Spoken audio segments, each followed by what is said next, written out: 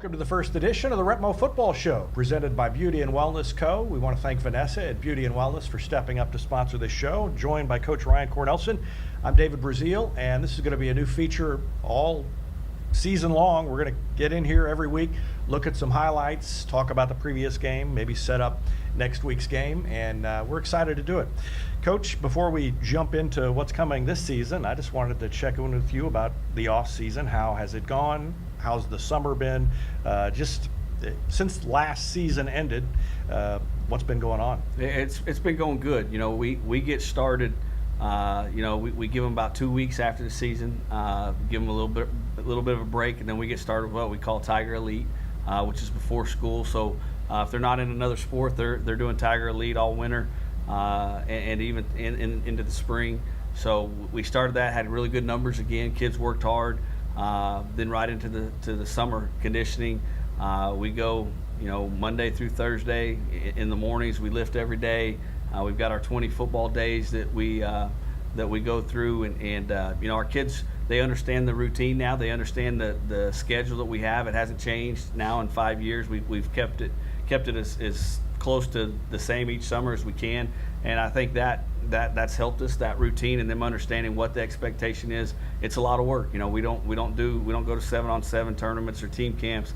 We take our 20 days and we practice and we work hard, and we feel like that prepares us well for the season. And so I've been really proud of the kids. They've worked hard. We've had, like I said, our numbers have been good, our accountability. The kids know with me, that's probably the number one thing, is you have to be accountable before you get on the field. And so they've done a really good job this off season, being there and working hard throughout the summer. We'll have Preston McCracken in here later, and I'm going to ask him about this, but the way the season ended last year, you got just short of that state semifinal. I know the guys on the team are fueled by near misses like that. Does that fuel the coaching staff somewhat? I think so. I think it fuels your entire program. I thought we played really well. We came up short there in the probably the last 2 or 3 drives to finishing those off to have a chance or to win the game. We were right there. So to lose a heartbreaker in the end when you came so far from where you were game one to finish there and then lose that way is tough. So you can pout about it. You can make excuses, or you can use it for fuel. And that's really what we try to do. And our kids understand that, hey, we want to be back there in that same situation, and then have prepared ourselves to win that game. And so I don't know that we don't talk about it a lot, but I think the underlining pulse of our program is we know that we don't want that to happen again. That wasn't how we wanted to finish our season. So let's work extremely hard to try to prevent that from happening again. Mentioned this is the first show, so kind of a trial run, but we're in the last week of summer activity, and you've got Friday Night Lights coming up. I wanted to talk about that event. You've done that every year now.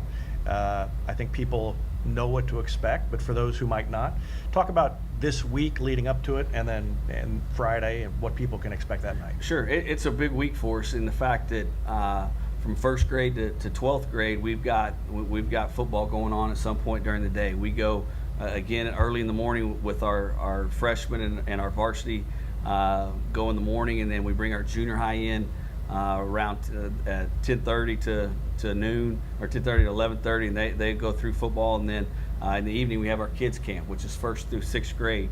And so that's a lot of football going on, and it's always an exciting week for me, just because you see not just the kids you work with every day, but you see the overall program, and you want to make sure kids are growing up and see how important football is to our school.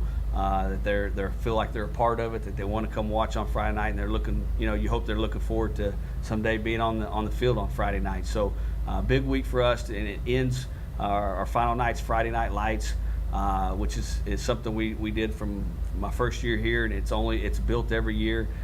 With that, we have a kids combine, so those kids that went to camp will come back and do the combine on Friday. And then from 7th grade up, we'll introduce our kids. They'll go out and they'll go through some warm up. They'll do some offense. It's not really a scrimmage. It's more of to me, it's a pep rally. It's try to get the community all together the same night and get everybody excited about football's about to start. And so we do go out there and we'll run through a series of plays, but it's more about just getting kids in their uniform, getting them out there, letting their parents see them run around out there, and just show it's not just Friday night. It's starting when they're in first grade all the way through, and so big week, big night on Friday night for us, and look forward to it. I know heat's been a challenge. I mean, that's pretty much a given this time of year, Right. but how are you dealing with that, handling the heat challenges? Yeah, so this week, so far, we've been able to go to about 9:30, and then from 9:30 on, and we were able to get the youth camp back out on the field at 7 last night. So our junior high's been in the gym this week working offense and defense, and then they'll lift opposite and opposite the 7th grade will lift, Yeah. 8th grade, whatever. And then last night we went for an hour with the youth camp in both gyms, and then we were able to get on at 7 o'clock. Really, we're just looking for the heat index. When it drops below a certain degree, we can get back out there, and probably have to do it again tonight, honestly. Yeah. Which, it's not as cool as being on the field with all of them, but it's really what we got to do, and we want to make sure we take care of our kids, and so we watch that heat index really close and make sure we're never out there if we feel like it's not safe. All right, we're going to take a break and be back with more after this on the Repmo Football Show, presented by Beauty and Wellness Co. This is Vanessa at Beauty and Wellness Co. At Beauty and Wellness, we are all about Repmo spirit, and we're also about helping you optimize your internal wellness and enhance your external beauty. Whether you're looking to age gracefully or just looking for a boost of energy to help you refuel and recover, we are the place to go. Visit our spot at Highway 174 and Main Street. You can also find us on Facebook and Instagram at Beauty Plus Wellness CO, or call us at 417-590-8200. Go Tigers! Welcome back to the Repmo Football Show. David Brazeal with Coach Ryan Cornelsen, and want to talk about what to expect out of this year's team. And we got a lot of key pieces back. We've got some highlights that we're going to show as you talk, but offensively, it starts obviously with Preston McCracken at quarterback, and he'll run the show again this year. Yeah, Preston had a really great year for us a year ago, and watched him grow throughout the early part of the season. Then he got an injury and then came back late, but just did a really nice job of commanding our offense, and with each rep, each game, he really gained confidence, and you could see it. And leading up to the Branson game and even the Elias game, he played really well in both those games, and so excited for what he's ready for this year to step up and to lead the offense and run the show for us. Offensive line, we've got several guys back. Gimlin and Harper are two staples of our offensive line last year, even some as sophomores, and then definitely be our veterans up front this year. And those two are extremely good football players. They know the offense as well as I do, and they can really make adjustments on their own. They can do things on the field as far as what they're seeing really quickly, and so those two have really developed into really good football players, and we're excited they're leading our offensive line. We've got we're going to have a really veteran group. We'll be pretty much senior dominant offensively with all the way across. We got Isaiah back. Him and Pelfrey both carried the load at fullback, and have both shown to be dynamic with the ball in their hands. And Isaiah finished the year last year really being a key staple to our offense and feeding the ball as much as we could. We got Owen back as tailback. He had a nice year last year. I really think he's going to take a big step this year.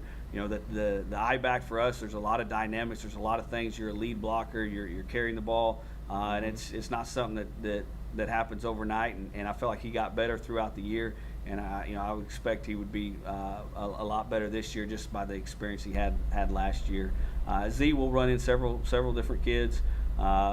Jen's one that's been taking reps, and Lad's coming off an injury from a year ago. He'll get some reps in there, and then Gray is kind of our utility guy. He can play fullback, tailback, or Z. So offensively, we a lot of these guys you're seeing on film here are returning. Obviously, we lost Key at center and CJ there at tight end. We lost Clinton at tackle. So we've got guys competing for those spots that some of it will be by committee. We'll figure out who our guys are there, and that's one thing about early season. they're still competing for spots. We don't really, we try to compete year round, and we'll see who's ready to play and who steps up those first games, and figure out who's going to fill those spots of graduated seniors. So This was kind of a typical Republic drive that we're playing here against Kickapoo. I think it might have ended the first half, not for sure, but just so many plays, so many different guys getting involved in it, and that's something to, it's kind of a staple of the way you do things offensively. Yeah, there's no doubt. And just like there again against Ozark, watching Mason Fleetwood, might not carry it a ton of times in a game, but the 7-8 times he does, it's critical to our offense. When our offense is at its best, you'll see multiple guys carrying it throughout the game. There's times we figure out what's our best stuff in the game, and we stick with it. And here with this formation, this is our coast formation, which we've got a lot of stuff too. But sometimes you only see the stuff that's working, and so I just think we've got multiple backs, and the goal is to try to balance that. And be able to have different guys carry it, and really the key to that is having a balanced offensive line as well. It's feeling like your quick side, or your big side, or your left side, your right side of your offensive line's equally capable of let's not show that play. But your line's capable of running either way, and we felt like we were a year ago. We feel like we'll be again this year. So really hoping for a balanced attack. Preston's got a big arm. And so we got to do a better job this year figuring out what are some different ways we're going to utilize it, and that's a great example there. They had us covered, and he's pretty scary in space. So when they have him covered, him scrambling is not a bad thing for us. But his arm he makes it look easy, but he's got a real weapon there in his arm, and we got to make sure we utilize that to the best of our ability this year, and allow him to find some receivers open and get them the ball. The way your first 4 seasons have panned out, it's been so run heavy, and I know you want to be run heavy when you can, but do you expect, that's not necessarily always going to be true to that extent depending on what you've got personnel-wise, right? Right, and it honestly, the first thing people will look at is a quarterback and say, well, he must not be very good at throwing. I feel with Preston and Wyatt these last 2 years, those guys can throw the ball extremely well. Mm-hmm. There's a lot more that goes into play with that as far as your protection. Can you protect it? When you run the ball as heavy as we do, you're going to get 8, 9 in the box, and sometimes that gets tough to protect. Do you have receivers you feel like are capable of running this route or that route? Are you defensively? Do you feel like you can stop them? Do you want to try to control the clock? It's hard to control the clock when you're throwing the ball. So there's a lot of things that go into that. We want to be able to be balanced, and that means also throwing the ball. Are we ever going to be, this year just throw it every down? Probably not. But I feel very capable if we need to throw it, that we're going to be capable of doing that this year. And I felt like we could last year when we needed to. But we also got to control the clock when we do it. So, defensively, let's talk about, and what we're looking at now is, I think, that last drive of the Webb City game where Webb City did drive it down, but then you ultimately got the stop. But what do you have back defensively? What do you expect out of the defense here? Yeah, defensively, we got some guys returning that have been key parts last year and even the year before. And I think it starts with Caleb Norman in the middle. He's kind of our quarterback of our defense. He understands what we're trying to do extremely well. Now he's done it, every game for the last 2 years, and so he's just a big part of not just his position, but making us fit everywhere and making sure we're all where we need to be. So expecting another big year for him, and just a big key to our defense. Up front, Hart returns from last year where he had a lot of big plays, mm-hmm. And feel like he should be ready to have another big year and be able to. He gives people fits with. He's not a big defensive lineman or defensive end, but he's extremely explosive, and his motor runs extremely high, and so he's able to get back there and cause problems just like he did on that play. And so we're excited for what he can do. And I think Ethan was in on that play too. Montiel, he made the play there. He kind of gives us that physical punch on the edge, mm-hmm. and he's a real physical kid.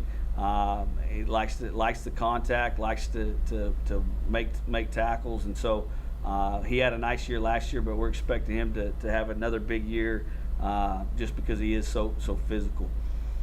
In the secondary, I think it starts off with our two safeties in Kieran and Gavin.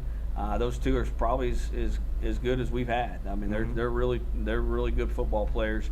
We're going to utilize them. Sometimes they'll be cover guys out in space, and sometimes they'll be in run support. But those two, Gavin at times will have to play some corner. Sometimes he'll play safety more this year than what he did a year ago. We've got several guys that are competing for corner. JT played quite a bit last year, and hoping, he's done well in the off season, and he's a guy that's extremely athletic.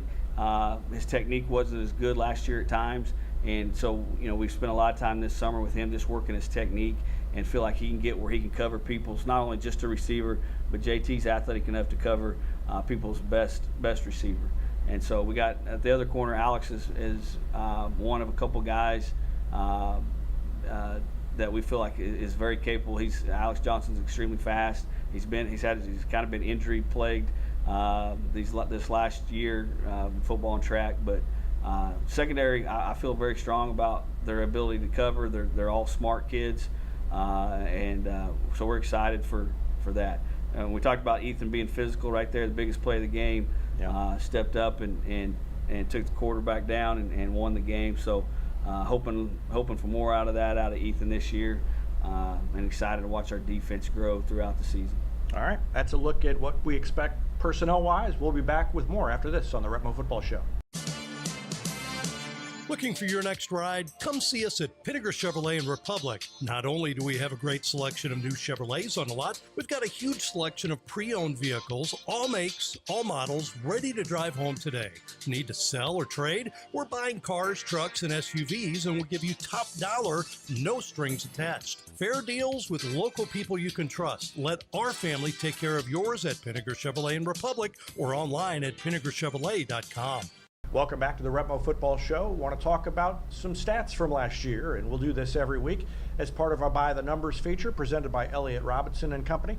And we've just got some overall numbers that we'll throw up here. And one thing that stood out to me, we don't count this a lot when we're doing the broadcast, number of first downs you get, but your drives are in such a way that you've got so many right. so many plays. 244 first downs to 136 for the opponents. Just that really shows what you're trying to do as much as anything, probably offensively. It does, and if you ask our offense what's their job, probably the first thing they're going to tell you is move the chains. That's what our mentality is.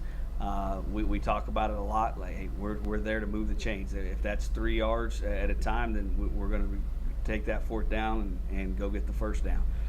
If it's with a big play, that's great, but we don't necessarily need explosive big plays to feel like we can achieve what we're trying to do offensively, and that's move the chains and then finish it with points or putting the ball in the end zone. So it's important to us. We focus on it a lot, and just looking at those numbers there, obviously we were successful at having being able to do that throughout the season. Not a big surprise. The rushing yards are a lot higher than the passing yards for you. 4,300 is a lot of rushing yards in a season. Another thing that stood out to me when I started looking through things, fourth down conversion. I know you go for it a lot more than a lot of coaches on fourth down, but understandably when you're converting 64%. Yeah, and again, like I said, our kids know if it's close, that's who we are. Like, if we can't get it, then we're not good enough yet, and we got to get better, because we know if there's times that the field position is an issue, or is what we're looking for, but time of possession to us is probably more important than field position. And so that's when you think of going forward on fourth downs, onside kicks, all those things that you see us do, you can tell what the keys to, or what we feel the keys to our success is, and really time of possession, which is first downs, and those things is probably the top thing. And so that's where fourth down conversions become huge, because now you get a whole other set of downs, and you're controlling that clock, and you're winning, you're winning that time of possession doing it that way. Now looking at your deal there, probably the biggest, obviously, having more turnovers than the opponent, that takes away from time of possession. Right. I think in anybody in football, but our Achilles heel is turnovers and penalties. It's tough for us to control the clock with those things happening. And really, I think that's what you see. Hopefully, our improvement throughout the season as we get more efficient. We start to slow down on some of those things, and some of it's some of it's officiating. Not that it's poor, but it's different. So sometimes there's weeks we get away with stuff, and then other weeks they're calling it. And so sometimes penalties, it's tough to evaluate. Just maybe you were doing it the week before, it just wasn't called, and you didn't recognize it, and this week it is. So all those things are huge for us and what we're trying to do offensively. That's a look at By the Numbers. Thanks to Elliott Robinson and company. And again, we'll look at that all season long. We'll be back with more after this on the Repmo Football Show. This is Vanessa at Beauty and Wellness Co. At Beauty and Wellness, we are all about Repmo spirit, and we're also about helping you optimize your internal wellness and enhance your external beauty. Whether you're looking to age gracefully or just looking for a boost of energy to help you refuel and recover, we are the place to go. Visit our spot at Highway 174 and Main Street. You can also find us on Facebook and Instagram at Beauty Plus Wellness CO, or call us at 417-590-8200. Go Tigers! Welcome back to the Repmo Football Show, and Preston McCracken joins us for a segment. And Preston, you're back for a second year as the quarterback, and so it's familiar this year. And I wanted to ask you to start how this has been different in the offseason than it was a year ago. A lot more confident in every single practice. I think last year there's a little bit of doubt. I mean, I didn't play varsity at all. I was just stepping right into it, and I was brand new. And I mean, there's going to be doubt whenever you're playing JV and then you step up to varsity, especially in the COC. But a lot more confident this year, and I know we're going to make a big run. When last year did you start to feel like you belong at the varsity level? I think it progressed throughout the games. Like Nixa, there was a few plays I was like, yeah, that was pretty good. And then Waynesville was pretty good. And then skip a few, and then Joplin was a breakout game. And I was like, yeah, I belong here. You missed some games with injury. And we hadn't really talked about that stretch. How hard was that to have to sit out and watch? Probably easier since they kept winning. Yeah. But talk to me about what that was like. Obviously, it was hard to watch because I'm a competitor. I want to play. But I think my role right there was next guy up. I mean, you can't just dwell on another injury or something like that. You got to move on, and the next guy up, TD, stepped up, and we were just fine. So fast forward a little bit further into the playoffs and made it back to the quarterfinals. You're hosting again, had Helias again, and came so close to another state semifinal and didn't quite get over the hump there. How has that fueled you and everybody around you in the off season? It's been driving us every single practice, every single rep. I mean, it's the Helias game. That's the one we all think about.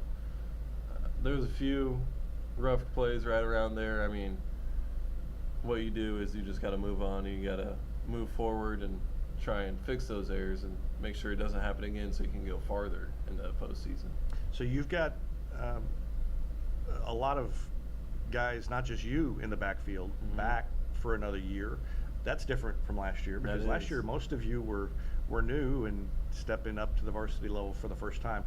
Talk to me about the relationship, the communication between you and the other backs, the line that goes on during a play or even in the huddle. I think the big one is the fullback. Last year, it was me and Isaiah or Matthew, and it was basically we just jumped right in against Nixa. And we didn't have all those reps, and we didn't know where the mesh point was going to be, where the hole was going to hit always. And I think this year it's more of set in stone. We know what and where to go, and I think we're more confident, especially this year with all our pathways. And then Owen's coming back too. That's big also. We've got a new Z coming in. We have a few guys rotating in right there. Mason, that one hurts to lose because he knew all the plays. He was like another coach out there. That was nice. He'd always get up and run after he got tackled. I'm sure you remember that. But, I mean, we're going to be just fine. We're going to move forward, and we're going to be good. What are you looking forward to the most, aside from maybe making another long run in the playoffs? Mm-hmm. What are you looking forward to the most personally about this upcoming season? Definitely the Thursday nights to walk through, and then after the walkthrough, we pray and then we meditate, and we also have Thursday team dinner too. So I think Thursdays and the team dinner is what I'm looking forward to most, besides the Friday nights. What do you like about the team dinners? We're just all together. We're all eating together. All the parents are together. They all bring in food, cook for us. It just feels like a family almost on those Thursday nights. Friday Night Lights is tomorrow. What do you look forward to about that? Seeing the community, all the people that show up. I mean, I know we're going to fill the stands. We always do, and that's one thing I look forward to most. All right. We'll see you at Friday Night Lights tomorrow night. Thanks for having me. Back with more after this. Looking for your next ride? Come see us at Pinnaker Chevrolet in Republic. Not only do we have a great selection of new Chevrolets on the lot, we've got a huge selection of pre-owned vehicles, all makes, all models, ready to drive home today. Need to sell or trade? We're buying cars, trucks, and SUVs, and we'll give you top dollar, no strings attached. Fair deals with local people you can trust. Let our family take care of yours at Pinnaker Chevrolet in Republic or online at pinnakerchevrolet.com. Welcome back to the Repmo Football Show. Coach Ryan Cornelsen rejoins me to wrap things up. And just normally we would talk about the upcoming opponent, but we're not close enough to the beginning of the season to do that, not in the middle of the season. So I'll just ask you this. What are you looking forward to the most about this coming season? You know, I think it's the same every year. I think you watch kids, they grow throughout the off season. You watch the time they're putting in, the effort. The early mornings and just all in the heat, and you see all that work they put in, and then when you go as a coach, you go out to the field and you see them execute the plan that they've worked over and over and over, and then have success doing it. I think that's what makes coaching special, and so this group is obviously a really good group and a special group, but I think every year that's what I look forward to the most, is just seeing all their hard work and then putting the pieces of the puzzle in the right place, then go out and execute a plan, and then finding success because of it. When you do win, it just it feels good to watch their smiles and watch them get excited and know that they put a lot of effort into that win, and so that's probably what I always look forward to the most. I'm excited. I'm ready to get started, and we'll see you every week as we do this show. Thanks for joining me. Sounds great. Thank you.